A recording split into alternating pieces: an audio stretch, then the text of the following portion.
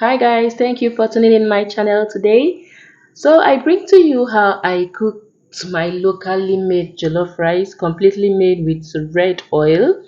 Remember, there is no one route to cooking, there is no one method of cooking.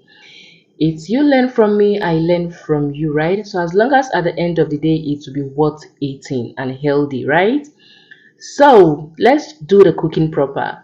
In a clean pot, I have my red oil. We'll be needing at least a lot of oil to make this meal since we'll not be adding any form of tomato. So I just added my sliced onion. I'll be frying until it becomes translucent. Next, I added my cow skin and dry fish, nicely washed. Next, I added my pepper and openyi seed. Next, I added my blended crayfish and some bouillon.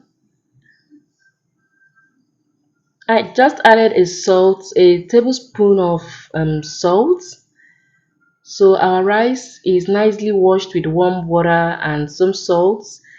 The benefit of adding salt is so that it will not be sticky. So I gave it a stir and added water enough to cook the meal until it's properly cooked. And I tested to see if there is anything needed to be added again.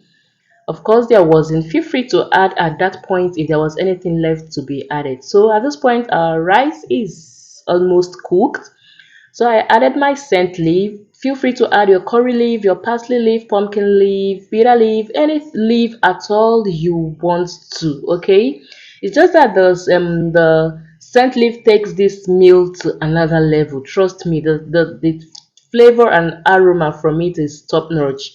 So I gave it a quick stir and covered for it to simmer and for our vegetable to cook at least a little. Then at this point, our meal is ready.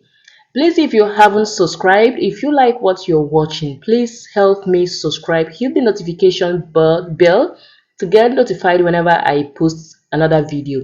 Thank you and see you next.